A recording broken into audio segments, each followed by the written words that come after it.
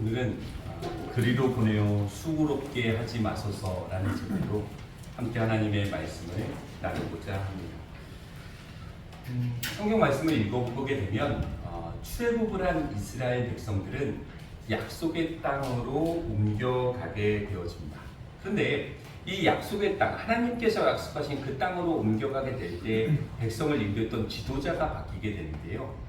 출애굽을 하고 이스라엘 백성들을 광야에서 인도했던 지도자는 모세라고 하는 지도자였고, 그리고 이 가나안 땅에 들어가서는 여호수아라고 하는 지도자가 이스라엘 백성들을 인도하게 됩니다. 이 성경에 나와 있는 표현대로는 이 당시 20살 이상의 장정들만 60만 명 정도 되었다라는 것이 성경의 기록인데요. 그러면 여호수아 입장에서는 60만 명이나 되는, 장정만 60만 명이나 되는 사람의 대장이 된 겁니다. 그렇죠?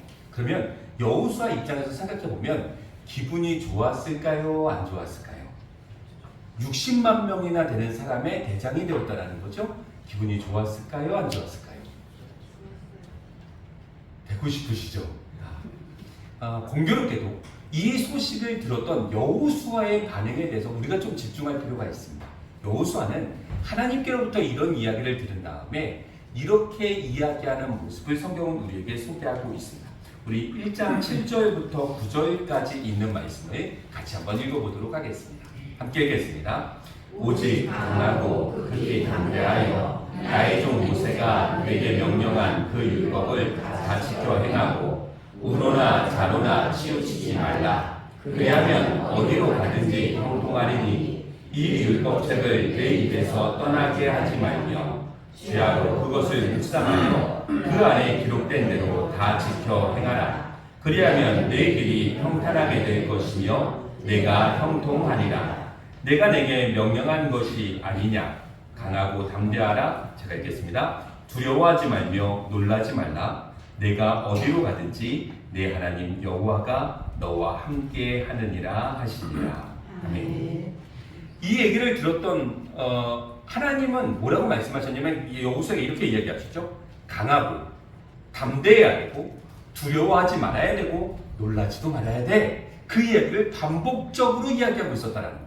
그러니까 지금 이 이야기를 들은 여호수아의 마음은 마냥 기쁘지 않았다라는 거죠. 어떤 상태였다라는 겁니까? 두려운 상태였었던 것이고 내 마음이 진정이 안 됐었던 상태였던 것이고 내 마음이 담대해야 될 상황이었다라는 것을 우리는 알게 되어지는 것이죠. 아무튼 이 책임을 맡았던 여호수아는 너무나 불편했다라는 겁니다. 너무나 부담스러웠다라는 것이 성경의 증언이죠.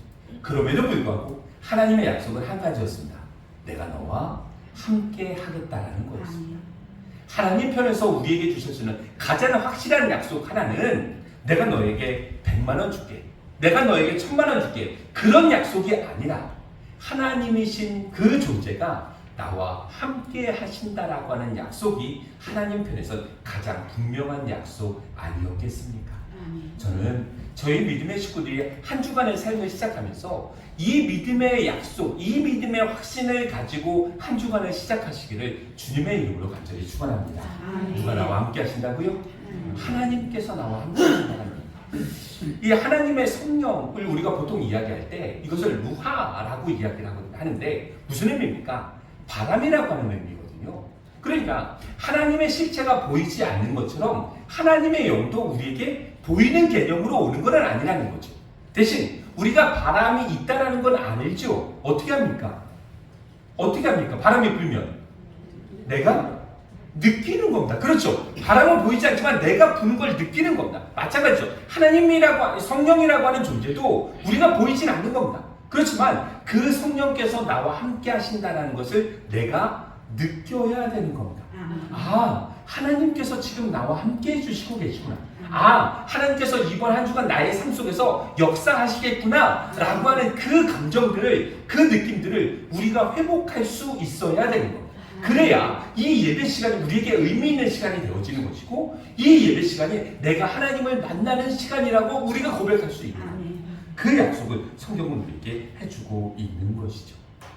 하나님이 함께 해주시겠다라고 하는 약속 속에 하나님께서 여호수아에게 요청했던 사실은 한 가지 사실이었습니다. 뭐였습니까? 하나님의 율법책을 내 입에서 떠나지 말게 하고 그것을 주야로 묵상하고 그 가운데 기록한 것을 지키라는 겁니다. 그러니까 결국 하나님이 나와 함께 하신다라고 하는 그 약속을 얻기 위해선 내가 해야 될 일이 있는 거죠. 뭐를 해야 되는 겁니까? 하나님의 말씀을 가까이 해야 되는 것이고 그 말씀을 묵상해야 되는 것이고 그 말씀 가운데 내 삶의 자리를 놓아갈 수 있어야 되는 겁니다.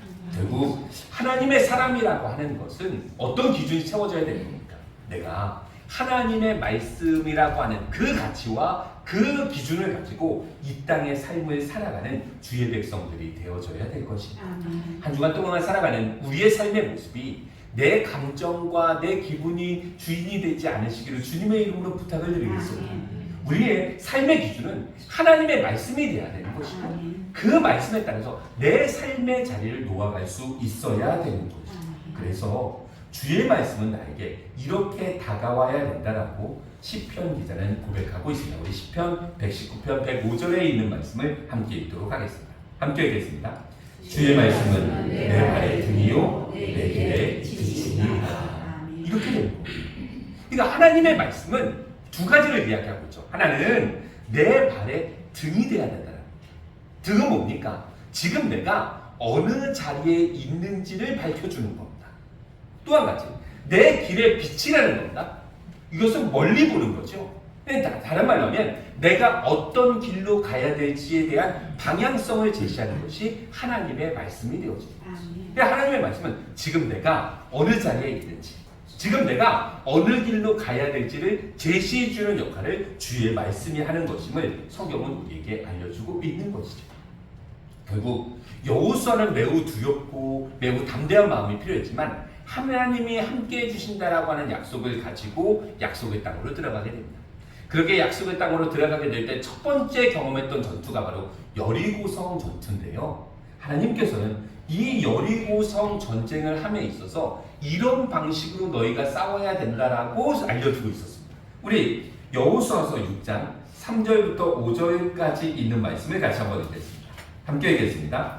너희 모든 군사는 그 성을 둘러 성 주위를 매일 한 번씩 돌되 엿새 동안을 그리하라. 제사장 7은 7 양각 나팔을 잡고 언약궤 앞에서 나아갈 것이요 7째 날에는 그 성을 7번 돌며 그 제사장들은 나팔을 불 것이며 제사장들이 양각 나팔을 길게 불어 그 나팔 소리가 너희에게 들릴 때에는 백성은 다 큰 소리로 외쳐 부를 것이라. 그리하면 그 성벽이 무너져 내리니 백성은 각기 앞으로 올라갈지니라. 이렇게 이야기하고 있습니다. 뭐라고 이야기합니까? 그 성은 전쟁하는 방식들이 조금 달랐다는 거죠. 하나님 뭐라고 말씀하셨냐면 그 성을 일주일 동안 6일 동안 한 바퀴씩만 돌라는 겁니다. 그리고 7일째 돼서는 몇 바퀴요? 7바퀴를 돌고 제사장들이 나팔을 불 때 백성들이 소리를 외치면 성벽이 무너져 내릴 거라는 겁니다.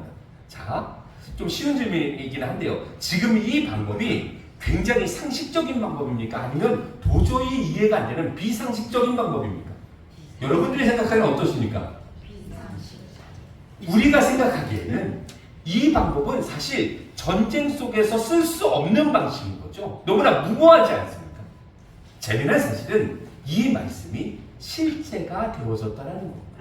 정말로 일주일 동안 10바퀴를 돌고 나팔을 불 때 백성들 외쳐서 소리를 질렀더니 그 성벽이 무너져 내렸고 그 여리고성 전쟁에서 승리하는 장면을 성경은 우리에게 이야기하고 있는 거죠. 결국 하나님께서 원하시는 대로 되지 않았습니까? 하나님이 원하시는 말씀에 순종하면 그 전쟁은 승리하는 전쟁이 될 수 있다는 겁니다. 하나님께서 근데 이 여리고성 전쟁을 하시면서 한 가지 조건을 말씀해 주셨는데요. 우리 그 조건에 대해서도 잠깐 살펴보도록 하겠습니다. 18절 19절인데요. 우리 같이 한번 읽겠습니다. 너희는 온전히 바치고 그 바친 것 중에서 어떤 것이든지 취하여 너희가 이스라엘 진영으로 바치는 것이 되게 하여 고통을 당하게 되지 아니하도록 오직 너희는 그 바친 물건에 손대지 말라. 은금과 봉철 기구들은 다 여호와께 구별될 것이니 그것을 여호와의 곳간에 드릴지니라 하니라. 아멘. 자, 여리고성 전쟁을 하면서 그 전쟁을 이기고 나면 반드시 뭐가 따라올까요? 전리품들이 따라오지 않겠습니까? 왜 그것 때문에 사실 전쟁하는 거잖아요. 전쟁을 해서 내가 뭔가 얻는 소득이 있어야 전쟁을 하는 건데 그 소득물에 대해서 여리고성 전쟁을 하면서 하나님 뭐라고 말씀하셨냐면 그 전리품들을 너희가 가지지 말라. 하나도 가지지 말라는 겁니다. 그러니까 결국 이 전쟁의 양상을 보면 이 전쟁에 하나님께서 승리하게 해주시고 결국 누구만 가장 이익이 되는 구조입니까? 하나님만 다 이익이 되는 구조라는 거죠. 누구를 쓰는 겁니까? 하나님이 부자 되기 위해서 백성들을 쓰는 그런 구조가 되어져 버렸다는 거죠. 그러니까 백성들 입장에서는 이것에 대해서 이해할 수 있을까요? 이해하기 어려울까요? 이해하기 어려운 거죠. 하나님이 우리를 종으로 삼아서 하나님의 배를 부리려고 하나님만 부자 되기 위해서 우리에게 이 전쟁을 시켰구나 라고 생각할 수 있을지 모르지만 재미난 사실은 이 이후에 있는 모든 전쟁 속에서 하나님이 전리품을 요구한 적은 한 번도 없었습니다. 그러니까 하나님 편에서는 이 전쟁에 대해서 이 전리품을 가져오라고 하는 것은 하나님이 가난해서가 아니라 하나님의 금과 은이 부족해서가 아니라 이스라엘 백성들이 이 전쟁을 통해서 누구의 말씀이에요? 하나님의 말씀에 순종하는 여부를 알기 위한 과정이었구나라고 우리는 생각해 볼 수 있는 거죠. 다시 한번 말씀드립니다. 하나님의 금이나 은이나 부족해서 하나님이 가난해서 백성들에게 전리품을 요구한 것이 아니었다라는 겁니다. 그 전리품들을 가져오는 것에 대해서 순종함으로 반응할 수 있는지를 알기 위해서 하나님이 이 일들을 했다는 것이 성경의 증언이 되어집니다. 그러면 우리는 생각해 봐야죠. 아까 말씀드렸죠. 장정이 몇 명이었습니까? 60만 명이었습니다. 그 60만 명이 그 전쟁을 이기고 나서 여리고성에 있는 모든 전리품들을 60만 명이 한 사람도 빠지지 않고 다 하나님의 말씀에 순종을 했을까요? 아니면 그 중에 욕심이 생겨서 그 물품들을 챙긴 사람이 있었을까요? 어떻습니까? 어떠했을 것 같습니까? 예, 챙긴 사람들이 있었다라는 거죠. 그러니까 공교롭게도 그 챙긴 사람이 한 명이었다라는 겁니다. 그 사람의 이름이 뭐였을까요? 아간이라고 하는 사람이었습니다. 자, 제가 여쭤보겠습니다. 백성이 60만 명이었습니다. 60만 명이라고 한다면 엄청나게 많은 숫자 아닙니까? 근데 그 중에 몇 명이요? 한 명이 전리품을 훔친 겁니다. 그러면 이것을 이해하고 넘어가야 되는 겁니까? 용서할 수 없는 겁니까? 어떻습니까? 60만 명이나 되는 사람들 중에 한 명이 전리품을 훔친 겁니다. 이걸 용서해야 되는 겁니까? 그냥 넘어가야 되는 겁니까? 우리 사랑하는 믿음의 식구들 여호수아 입장이라면 어떻게 하시겠습니까? 하나님의 명령이니까 반드시 색출해내서 그렇게 되는 거예요. 이게 쉽지가 않은 거죠. 근데 문제는 이 모습을 보셨던 하나님께서 진노하셨다는 겁니다. 그리고 이 이후의 성이 아이성의 전투가 되어집니다. 오늘 우리가 읽고 있었던 본문 말씀인데요. 이 아이성 전투의 방향이 이렇게 흘러갔다는 것을 성경은 우리에게 소개하고 있습니다. 하나님께서 진노하신 상태입니다. 그리고 두 번째 성인 아이성 전투를 하게 되어지는데 우리 2절과 5절까지 있는 말씀을 같이 한번 읽어보도록 하겠습니다. 함께 읽겠습니다.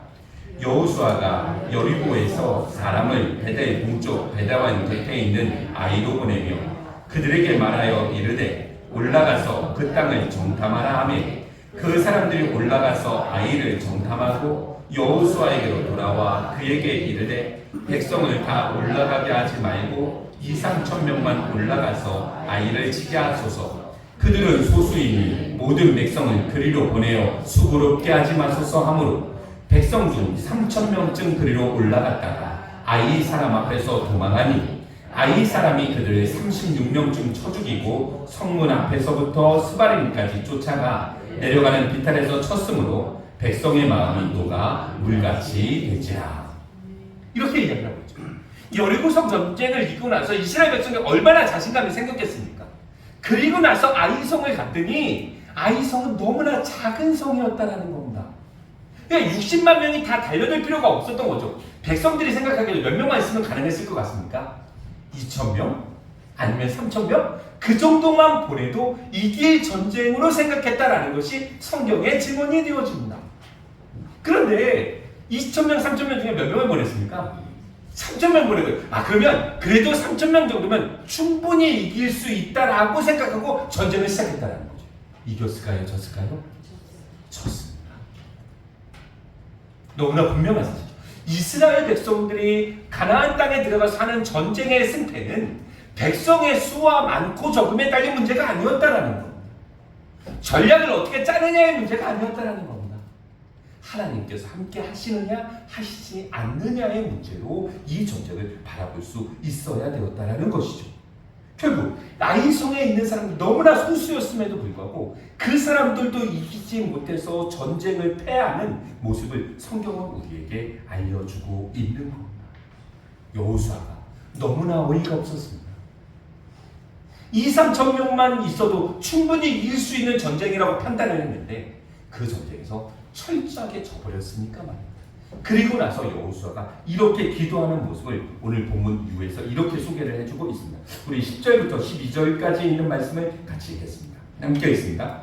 여호와께서 여호수아에게 이르시되 일어나라, 어찌하여 이렇게 엎드렸느냐. 이스라엘이 범죄하여 내가 그들에게 명령한 나의 언약을 어겼으며 또한 그들이 온전히 바친 물건을 가져가고 도둑질하며 속이고 그것을 그들의 물건들 가운데 두었느니라. 그러므로 이스라엘 자손들이 그들의 원수 앞에 능히 맞서지 못하고 그 앞에서 돌아섰나니 이는 그들도 온전히 바친 것이 됨이라.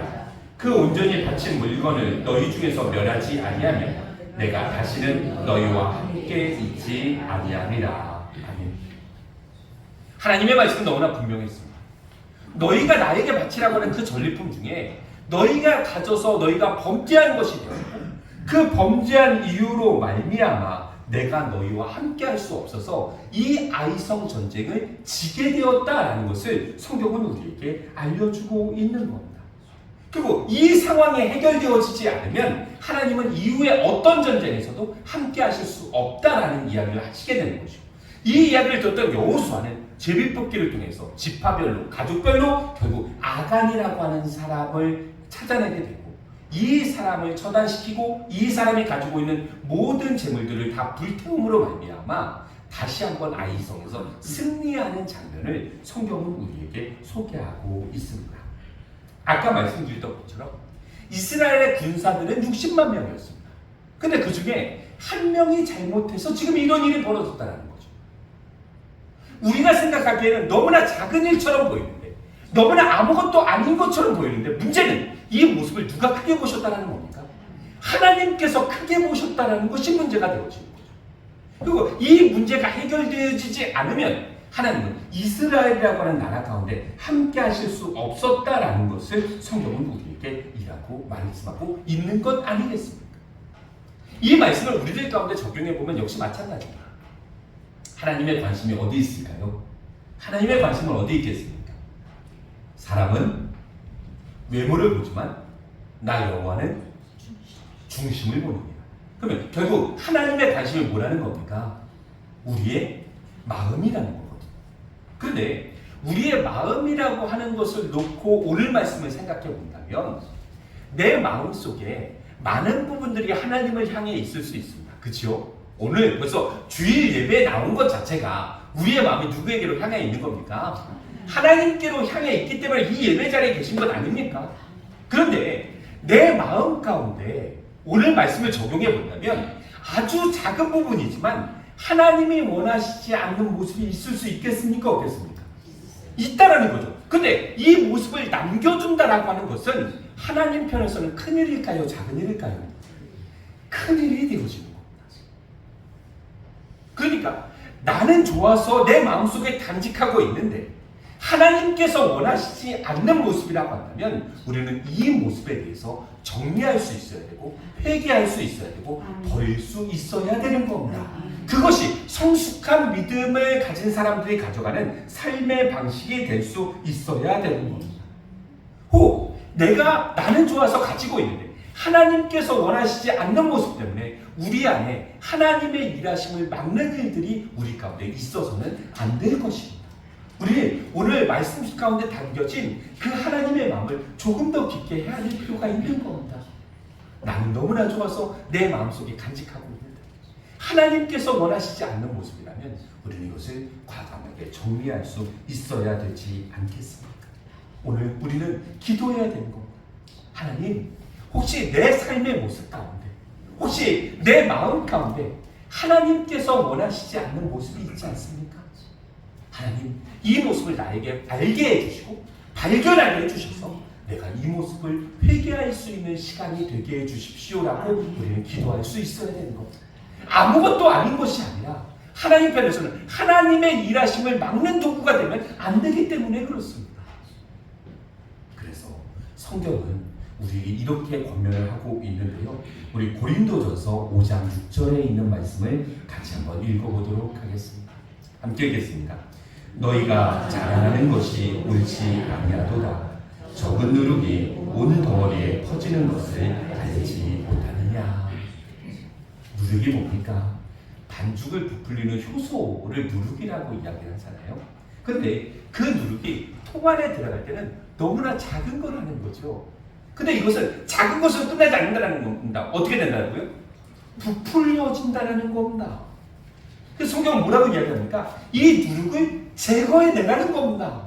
왜냐하면 이 누룩은 누룩장처럼 있는 것이 아니라 그 모든 것들을 부풀게 만들어서 그 누룩의 지배를 받게 만들기 때문에 그렇다는 겁니다. 그러면 하나님의 관심이 우리의 마음이라고 했으니까 내 마음도 역시 마찬가지죠. 하나님께서 원하시지 않는 모습을 내 마음속에 남겨두게 되면 이것은 점점 어떻게 될까요? 자라나게 될 겁니다. 부풀게 될 겁니다. 그래서 내 마음 전체를 휘두를 수 있는 아주 강력한 무기가 될 겁니다. 이 모습을 우리는 회개하고 정리할 수 있어야 되는 겁니다. 하나님, 우리 안에 하나님께서 원하시지 않는 작은 누룩들이 있다면 그것을 발견하는 시간이 되시기를 주님의 이름으로 간절히 축원합니다. 그것이 내가 아무리 좋더라 하더라도 하나님께서 그것을 원하시지 않는다라고 하는 내 마음에 감동이 있다라고 한다면 우리는 그것에 대해서 회개할 수 있어야 되고 돌이킬 수 있어야 되고 바꿀 수 있어야 되는 겁니다. 그것이 우리에게 아무것도 아닌 것이 아니라 하나님의 일하심을 우리 가운데 다시 한번 회복시킬 수 있는 놀라운 동기가 된다는 것을 성경은 우리에게 알려주고 있는 겁니다. 혹시 모르죠? 이 모습이 정리가 돼서 이 모습이 회개가 돼서 하나님께서 우리 가정을 회복시켜 주실지 모르는 것 아니겠습니까? 혹시 이 모습이 정리가 돼서 하나님께서 우리 교회를 회복시켜 주실지 모르는 일 아니겠습니까? 문제는 우리가 그것들을 남겨두면 안 된다는 거죠. 내가 아무리 좋아도 하나님께서 원하시지 않는 모습들은 버리고 정리할 수 있는 믿음이 우리들 가운데 있어야 되는 겁니다. 그것이 나도 사는 길이고 내가 속한 공동체도 살리는 길임을 성경은 우리에게 이야기하고 있는 것입니다. 오늘 말씀을 정리해 본다면 우리는 회개의 자리로 나아가는 겁니다. 이것이 우리를 부끄럽게 하는 것이 아니라 하나님 앞에서 우리를 더욱더 새롭게 만드는 과정임을 성경은 우리에게 말하고 있기 때문에 그렇습니다.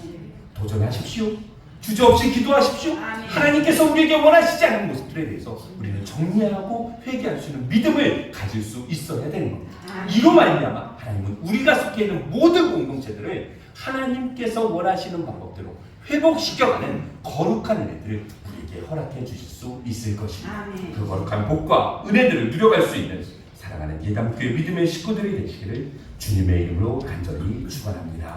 아멘.